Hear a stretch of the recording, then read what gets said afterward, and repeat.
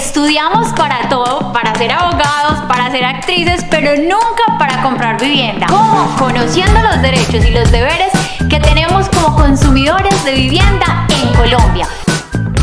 Te vamos a gozar mucho de este contenido donde vas a aprender a comprar vivienda en Colombia a lo bien. Vamos para la segunda parte de un video que ha dejado muchos comentarios y demasiadas vistas, y la idea es seguirnos educando para comprar no solamente viviendas sino lotes en Colombia a lo bien. Y seguimos con Sebas Vélez. Sebas, íbamos en los lotes rurales, los lotes urbanos, revisamos como fuentes hídricas, agua, usos, qué se puede hacer, qué no, qué cambia en cada uno, parte de la licencia, y ya vamos a hablar del tema legal y la construcción y qué tengo que tener en cuenta para la licencia de construcción. Y lo más importante que es como ¿para qué lo voy a comprar? Antes de nada, ¿para qué lo voy a comprar? Para poder organizar mi presupuesto. Entonces seguimos con la parte legal, como dice Sebas, es decir, ¿qué tengo que tener en cuenta a la hora de decir yo ya quiero construir en un lote o quiero comprar en un lote? Que creo que se encuentran pro indiviso ni mil cosas, pero la gente no sabe y cree, incluso porque a mí me han llegado con cierre de promesa de compra-venta, que se van a apalancar de un banco, y yo miro el certificado de tradición y libertad y tiene un pro indiviso y yo digo no se puede. Entonces es súper importante como primero estudiar la parte legal para transitar y llegar al punto donde ya hay la construcción. ¿Qué hago pues para la construcción? ¿Cómo tenerla en cuenta? Entonces empecemos como esa parte legal. Bueno, si ya tenemos el lote definido, hablemos de varios ejemplos. En uno rural, encontramos un lote en Río Negro, ¿cierto? Y lo encontramos en una parcelación y tenemos dos opciones, una unidad cerrada y otro que es matrícula independiente. Cambiando las condiciones porque en el de parcelación unidad cerrada tengo que cumplir un reglamento de propiedad horizontal. Entonces ese reglamento me cohíbe en unas cosas y también da como que tenga una finalidad. Ejemplo, si está diseñado para tener una sola casa por lote, tengo que cumplir con eso. Entonces si nosotros vamos en familia y la idea es construir varias casas, pues me busco un lote con matrícula independiente, pero tiene que ser un lote grande para que cumpla la densidad. ¿Por qué?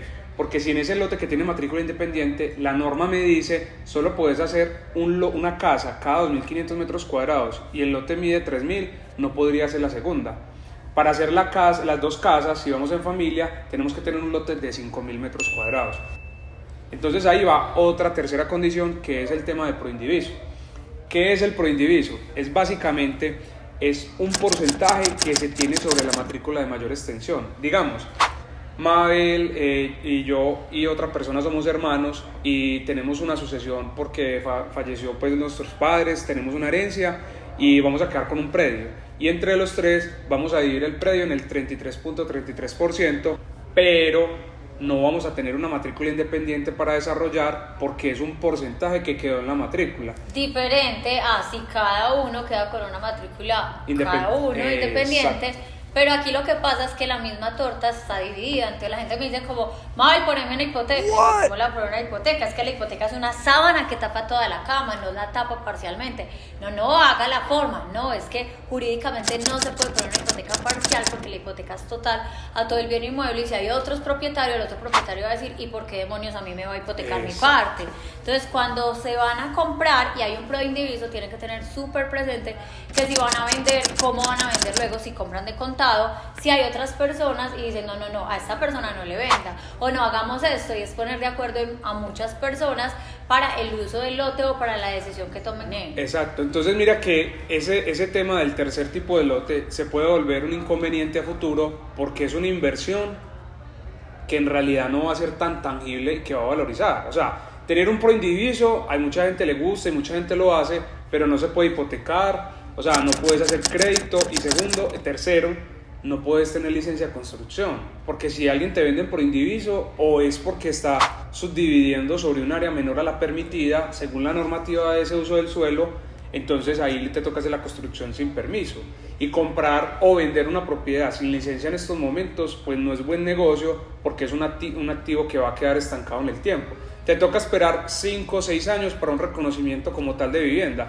Entonces no justifica hacer una inversión para dejar la plata tanto tiempo quieta. Tú tocaste algo súper importante y a mí me lo preguntan mucho, no solamente en fincas, sino en zona urbana. Me dicen es que yo construí sin pedir permiso. ¿Qué va a pasar? Tú lo acabas de decir, tenemos que esperar 5 años, solicitar el reconocimiento y les cobran una multa. Sí, claro, se cobra por metro cuadrado. Porque es que vos tenés, te cobran una multa o hacen demolición.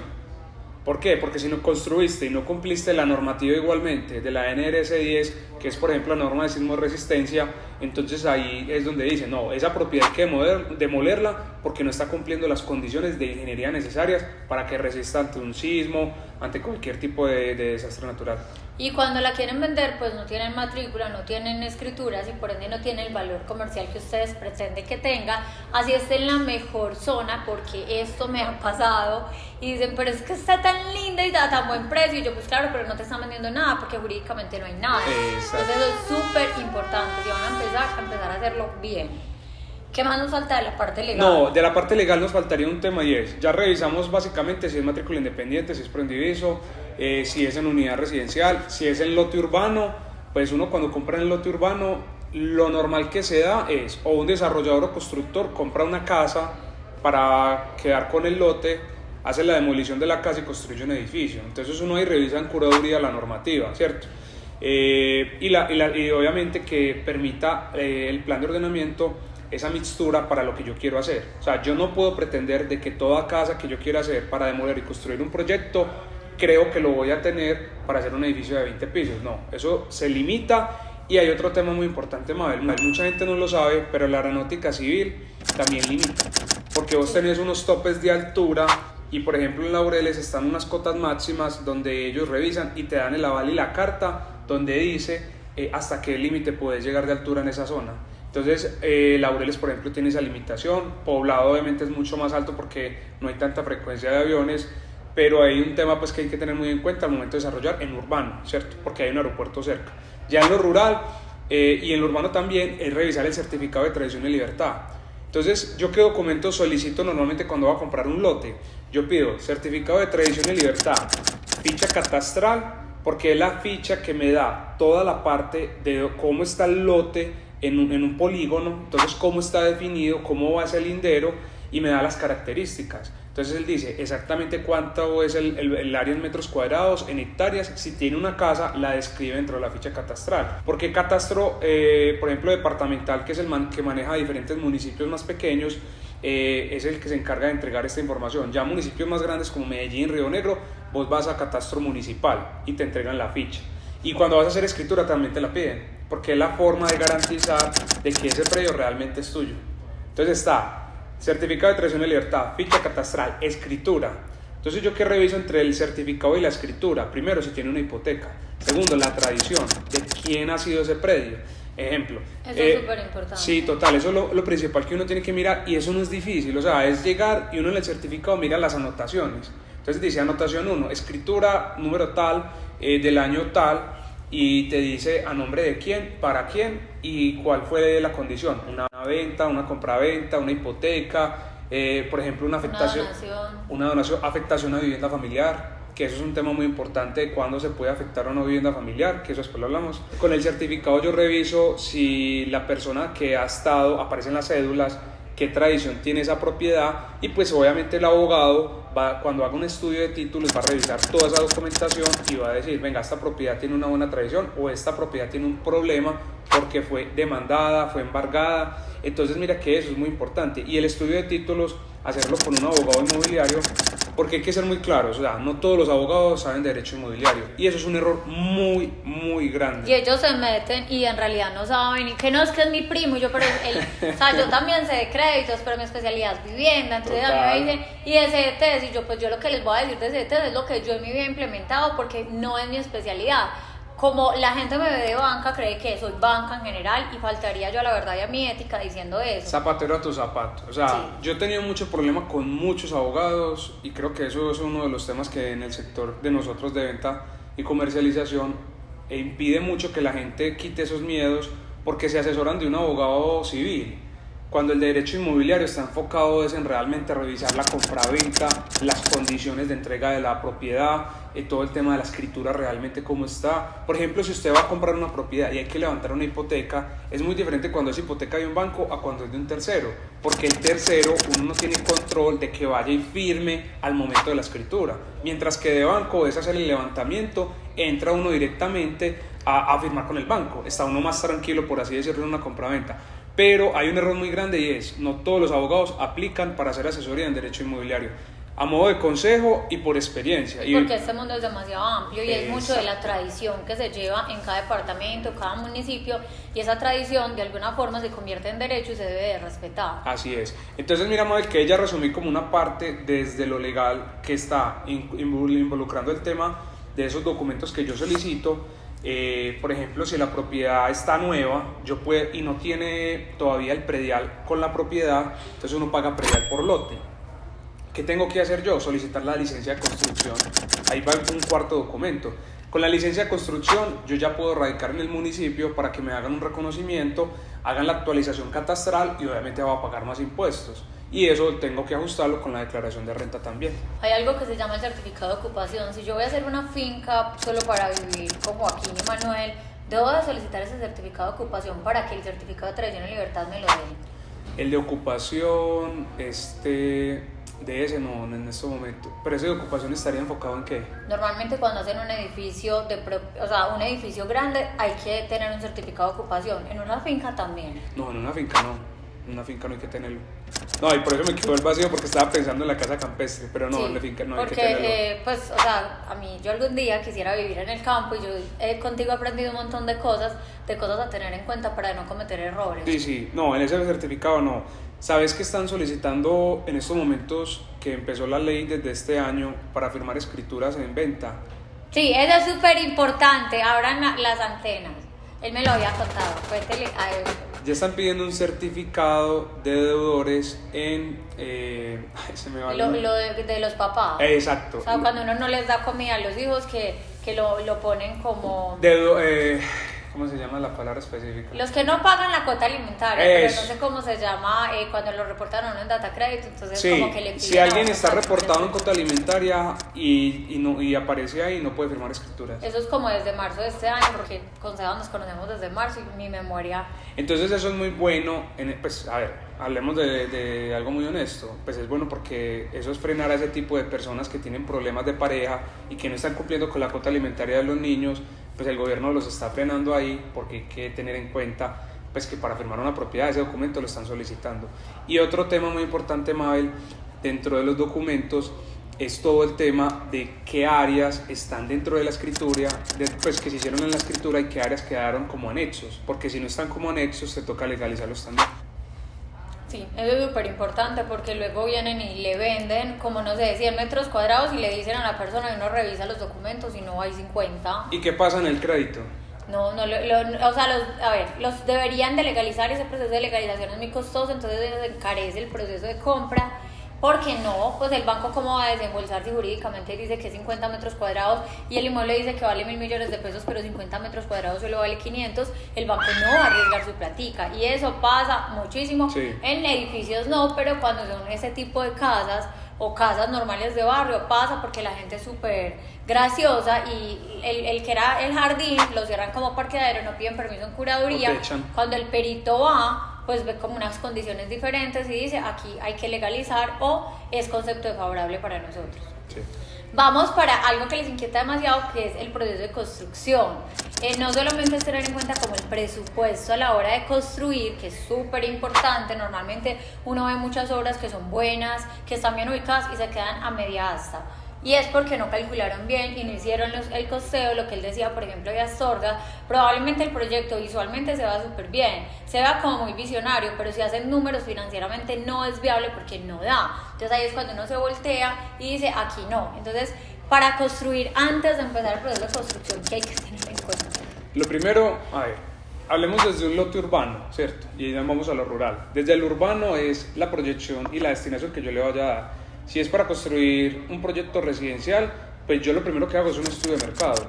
Los apartamentos de la zona en cuánto se están vendiendo, el metro cuadrado cómo se encuentra, prediales, qué zonas comerciales hay, se hace un buen estudio de mercado, se pueden contratar empresas para esto y ya con eso tengo una finalidad por lo menos de una venta que se va a dar a futuro. ¿Cuánto demora, por ejemplo, construir un edificio tipo Laureles? Puede ser más o menos de 1 año y medio hacer un proyecto. Entonces yo puedo comprar, para darte cifras, un lote que salga una casa en 1.000 millones de pesos y para construir 12 apartamentos con parqueadero en sótano puedo requerir más o menos unos 3.000 millones de pesos. O sea, un proyecto global, o sea, estoy hablando de estimados, de proyectos que ya tenemos, vos con 3.800 millones de pesos, 4.500, podés hacer este tipo de proyectos en Laureles. Ya depende mucho, es que el mercado de la zona de Laureles tiene muy buenos precios por apartamento, pero si te vas para el Poblado a hacer ese mismo, pues sube de una por allá a 7.000, 8.000. Entonces uno que hace, el estudio de mercado es muy importante para esos lotes urbanos. Para lo rural, si es como negocio, yo lo primero que hago es igual, revisar mercado de lotes, en qué precio metro cuadrado están, cuál es el mejor valor que puedo comprar del lote, porque si yo compro un buen lote, puedo ganar una valorización muy buena también en esa parte y yo creo que ahí es donde es fundamental para ganar esa valorización. Y es que ahí es cuando, o sea, la propiedad raíz en general, sea un lote de una vivienda o una oficina, el éxito está en la compra. Entonces, si ustedes se educan para comprar, ya saben que la renta va a estar garantizada y por supuesto la valorización, que son los 2 retornos que se esperan de una inversión en propiedad raíz. Es decir, vos aprendes a comprar y ya te fuiste en avión. Sí, total.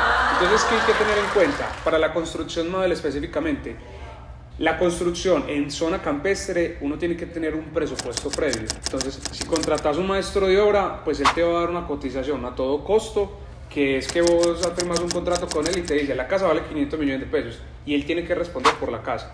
Y vos, eso ya va en mano, pues, básicamente, que te entregan la llave para que abras la puerta y listo. Hay otra que se llama administración delegada. Para mí esa es la más transparente, porque vos pagas un porcentaje de administración porque la persona, el constructor, desarrollador, se encargue de hacer todo el proceso, de comprar los materiales, de tener la mano de obra, de hacer pago de seguridad social, etcétera, pero te da control presupuestal cada cierto tiempo, entonces vos vas pagando a medida que hay avance de obra, que eso es una ventaja. Y otro tema que la gente a veces me dice, Sebastián, ¿cuánto vale el metro cuadrado? Eso es muy relativo. ¿Por qué? Lo que hablamos anteriormente. Dependiendo de los lujos, no. No, y te voy a dar el ejemplo más claro. Hablamos de estudios de suelos. Si el estudio de suelos me sale que las cimentaciones es más caras en La Ceja que hacerlas en Santa Fe de Antioquia, entonces es más plata que hay enterrada, hay más plata que está invertida y ya viene el tema de acabados. Pero entonces dar un estimativo sin conocer bien el diseño arquitectónico, si son 2-3 pisos, cambia la parte estructural, las columnas, las vigas, todo. Entonces pensar que uno puede tener un valor de metro cuadrado es básicamente cuando son casas prefabricadas, porque ellos tienen un estándar de cuánto se produce, se organiza y listo. Pero no todos los lotes van a tener el mismo precio, entonces puede haber un desfase hasta de 1 millón de pesos, que es muy delicado porque al final de cuentas, si multiplicas eso por 300 metros cuadrados, es mucha plata que se va. Por eso es que las obras se quedan como media asa y ahí están perdiendo plata con el lote quieto y la obra parada. Exactamente. Vamos a tratar de ser súper resumidos en esta parte final, pero creo que les debemos de dejar este aporte. ¿Qué es un POT, un PBOT, un EOT, un POMC? POMCA. POMCA.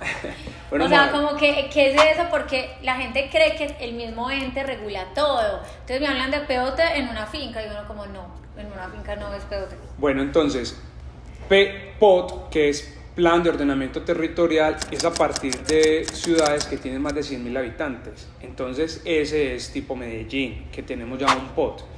PBOT, Plan Básico de Ordenamiento Territorial, es cuando va entre 30.000 y 100.000 habitantes. Y EOT es de 30.000 hacia abajo. O sea, EOT, Esquema de Ordenamiento Territorial. Esos son los 3 planes de ordenamiento territorial que existen en Colombia. Y es fundamental conocerlos porque no todos manejan las mismas características y se comportan igual. Porque el esquema de ordenamiento es lo más básico y sencillo. Y hay uno que es el más importante. Están los 3 y por encima de esos 3 hay uno que se llama el PONCA, que es el Plan de Ordenamiento y Manejo de Cuencas Hidrográficas, que lo define la autoridad ambiental. Y los 3 se tienen que basar sobre el PONCA, porque es el que define el uso del suelo, toda la destinación, cómo se va a dar del territorio, y es el que parte la normativa como tal. Y yo creo que nos vas a deber otro capítulo porque quedaron muchas cosas pendientes, pero no los queremos saturar con información. La idea es que ustedes aprendan, pero que aprendan de una forma muy amena. Les cuento, abuelo de pájaro, que sí hay financiación para lotes, me hacen mucho la pregunta. Hay una entidad financiera en Colombia hoy que financia hasta el 70% del valor comercial del inmueble y otras 2 entidades financieras, pero estas financian hasta el 50% del valor comercial del inmueble. Y para construir existe crédito autoconstructor individual, es para personas que van a vivir ahí, lo van a habitar, no es para un pequeño constructor, y se financia hasta el 70% del valor comercial del inmueble, se requiere el 30% de arranque de obra. Y esa información también se las quería dejar. Muchísimas gracias. Dejen por favor muchas preguntas para hacer un tercer capítulo y por supuesto invitar otra vez a Seba para que podamos comprar las viviendas y los lotes bien comprados y ganar mucha valorización. Bueno, muchas gracias. Gracias, chao.